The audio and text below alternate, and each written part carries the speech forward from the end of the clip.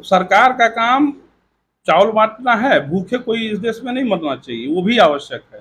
लेकिन सरकार का पहला काम है पूरे समाज को, पूरे बच्चों को, युवाओं को शिक्षा देना। दूसरा काम है रोजगार देना। तीसरा काम है, अगर कोई भी ये बताइए, सरकार हम बनाते हैं, टैक्स देते हैं ना, तो आपकी नैतिक जिम्मेदारी क्या बनती है? आज लोग, भारतीय जनता पार्टी के लोग कह रहे हैं कि 140 करोड़ की जनसंख्या होगी, इतने हो गई, इतने लोगों को रोजगार कैसे दिया जा सकता है? मैं आपसे कह रहा हूं कि जब आप जनता से टैक्स ले रहे हैं तो आपकी नैतिक जिम्मेदारी है कि नहीं है कि रोजगार को बढ़ावा दें, कहीं नई नई फैक्ट्रियां खुलें, नए नए रोजगार खुलें और लड़कों को उसमें समायोजित किया जाए। ये सरकार का काम है ना। महाराजगंज में पंकज चौधरी 30 साल तक सांसद रहे हैं, जी एक कंपनी के मालिक भी हैं। जी। क्या लगता है उन्होंने रोजगार स्थापित किया या करना चाहिए था उनको? आप बता दीजिए, आप तो मीडिया के लोग हैं। हमको नहीं आप कुछ लोग दिखता है। तो आप लोग तो मीडिया के लोग हमको हैं। नहीं ये कुछ दिखता बताइए, है। जिला पंचायत में 250 से 300 करोड़ लगभग, जो मैं जानता हूँ, जो मेरी जानकारी है, जी 250 से 300 करोड़ आता है एक साल में। जी। ठीक है, अगर 300 करोड़ या 250 करोड़ मान लीजिए आप, तो 10 वर्षों में कितना हुआ? 2500 करोड़। और अगले 20 वर्षों में कितना हुआ? मैंने 30 साल का जोड़ लीजिए तो 8000 से 10,000 करोड़ की संख्या बैठती है। 10,000 करोड़, ये बताइए 1000 ग्राम सभाएं हैं, अगर एक एक गांव सभा पे भी हम जोड़ें तो 10-10 करोड़ रुपया लगभग आता है। अगर इतना खर्च एक गांव में नाली, पुल, पुलिया और उस पे लाइट पे खर्च कर दिया जाए तो कोई गांव शहरीकरण कौन सा गांव नहीं अभी तक हो गया क्या होगा? लगता है आपको, अगर सरकार बदल जाती है तो पंकज चौधरी क्या हालत होगा? हालत क्या है मतलब? जांच होगी या नहीं होगी? नहीं, जांच तो अलग विषय है। देखिए, सत्ता बदले की भावना से नहीं करनी चाहिए, पहली चीज। राजनीति है, मैं विपक्ष में हूँ, मेरी जिम्मेदारी है जनता के सवालों को उठाना। हमारी कोई व्यक्तिगत दुश्मनी किसी से नहीं है, न मोदी जी से कोई व्यक्तिगत दुश्मनी है, न सांसद जी से है। लेकिन मेरा काम है, चूंकि विपक्ष में मैं हूँ, विपक्ष का पदाधिकारी हूँ, तो मेरा काम है जनता के मुद्दों को उठाना, और मैं जनता के मुद्दों को उठा रहा हूँ। और हमारा ये मानना, बीजेपी, ये बताइए कितने बदले कार्रवाई किया? आज जो है आईटी का और सीबीआई का जो दुरुपयोगीकरण किया गया भाजपा के तरफ से, उससे उन संस्थाओं को आपने डुबो देने का काम किया। कल को अगर वो संस्थाएं ईमानदारी से भी काम करेंगी, दूसरे को पकड़ेंगी भ्रष्टाचारियों को, तो यही जनता विश्वास नहीं करेगी कि उसने सही काम किया है। आपने कितना स्तर गिरा दिया उन संस्थाओं का, आपने कभी सोचा है इस बात का? आपने मीडिया का इस्तेमाल करके इस देश को कितना भ्रमित किया, आपने सोचा? आप लोग चाल, चरित्र, चेहरे की बात करते हैं, न चाल है, न चरित्र है, न चेहरा है।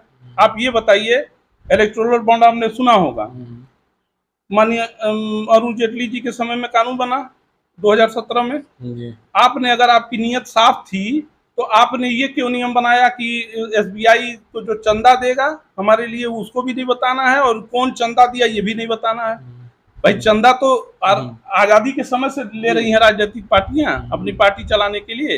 लेकिन आपने ये क्यों शर्त लगाया? आपके अगर दिल में वो नहीं था, काला नहीं था तो? पहली चीज, जब सुप्रीम कोर्ट ने हंटर चलाया है, तब जाके एसबीआई ने जो है वो उसके सारे कच्चे चिट्ठे खुले हैं। और आप बताइए, जिस राम मंदिर का मुद्दा लेके 1980 में भारतीय जनता पार्टी बनी थी, श्यामा प्रसाद मुखर्जी जी और पंडित दीनदयाल जी के अगुवाई में, ठीक है, और तब से लेके इस पार्टी का एक ही एजेंडा रहा है, हिंदुत्व, राम मंदिर, गाय।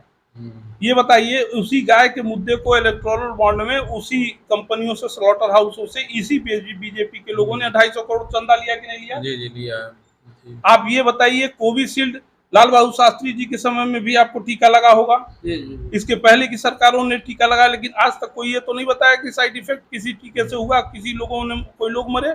लेकिन आपने उसी कोविशील्ड, कोवैक्सीन जो टीके लगे, आपने एक तो जबरन जनता को लगवाए, दूसरे लगवाए भी तो आज वो, अगर आपके कोर्ट में रहता तो शायद वो नहीं सामने आई होती बातें, लेकिन वो ब्रिटेन की कोर्ट में था और उसने बताया कि इसके ये फला फला साइड इफेक्ट हैं और उससे हार्ट अटैक और ब्रेन हेमरेज के खतरे बढ़े हैं। आप देख लीजिए कितने लोगों की चलते चलते मौत हो जा रही है। तो आपने इस जनता के जान का भी सौदा कर डाला, ये मैं कह रहा हूं आपसे। तो क्या लगता है कि आप सरकार आती तो क्या राहत मिलेगा जनता को? जनता को देखिए, कांग्रेस और समाजवादी पार्टी निचले तबके के, निचले मध्यम वर्ग के लोगों की पार्टी है, छोटे लोगों की, गरीब लोगों की बात करती है और गरीब लोगों को राहत पहुंचाने का कार्य करेगी। बात वाले करेंगे तो चला नहीं पाएंगे सरकार, एकदम 200%। अच्छा, ये बताइए, एक सवाल और आपने पूछ दिया तो मैं बताता हूँ। 1947 में देश आजाद हुआ, जवाहरलाल नेहरू 17 साल प्रधानमंत्री रहे, ठीक है। उनको उसके पहले किसी देश के राष्ट्राध्यक्ष थे क्या? उनको अनुभव था क्या देश चलाने का? भाजपा के लोग आज सवाल पूछ रहे हैं विपक्ष पर चेहरा नहीं है। चेहरा नहीं होता है, कोई चेहरा नहीं होता। नरेंद्र मोदी जी जब गुजरात के प्रधान वो बने थे, मुख्यमंत्री बने थे, तो उसके पहले न विधानसभा के सदस्य थे न कोई मंत्री रहे थे, डायरेक्ट मुख्यमंत्री बने थे और 14 साल तक सही तरीके से गुजरात को चलाया कि नहीं, जो कागजों में है वो मैं बात कर रहा हूँ। तो ये आप निर्धारित अभी नहीं कर सकते हैं कि राहुल गांधी नहीं चला सकते हैं और अखिलेश यादव जी नहीं चला सकते हैं। ये आप गढ़ रहे हैं, ये आप गढ़ रहे हैं, बीजेपी के लोग गढ़ रहे हैं, चेहरा नहीं है। ये बताइए, इंदिरा गांधी जब लाल बहादुर शास्त्री प्रधानमंत्री 64 में बने, जवाहरलाल नेहरू जी के देहांत होने के बाद, तो कहा गया कि इतना छोटा सा आदमी है, क्या देश चलाएगा। और 65 की लड़ाई हुई, 65 की लड़ाई में लाहौर तक उस आदमी ने कब्जा किया पाकिस्तान का, छोटे से प्रधानमंत्री ने। ठीक है, जब ताशकंद समझौते के बाद जवाहरलाल नेहरू जी का देहांत हो गया, तब इंदिरा गांधी जी बनी। उस समय इंदिरा गांधी जी की बहुत कम उम्र थी, उनको कहा गया कि ये मोम की गुड़िया है, ये क्या करेगी। और फिर से पाकिस्तान से लड़ाई हुई 1971 में, बांग्लादेश की लड़ाई में 91,000, दुनिया के इतिहास में उठा के देख लीजिएगा, बाअसलहा कोई इतनी बड़ी सेना जो है, 91,000 सेना एक साथ सरेंडर नहीं की है। मैं आपकी इतिहास बात कर रहा हूँ। और उस महिला ने 91,000 सैनिकों को, पाकिस्तान के सैनिकों को सरेंडर कराया और पाकिस्तान का जो 2 टुकड़ा था उसको 2 टुकड़े में बांट के नया देश के निर्माण कराने का काम कराया।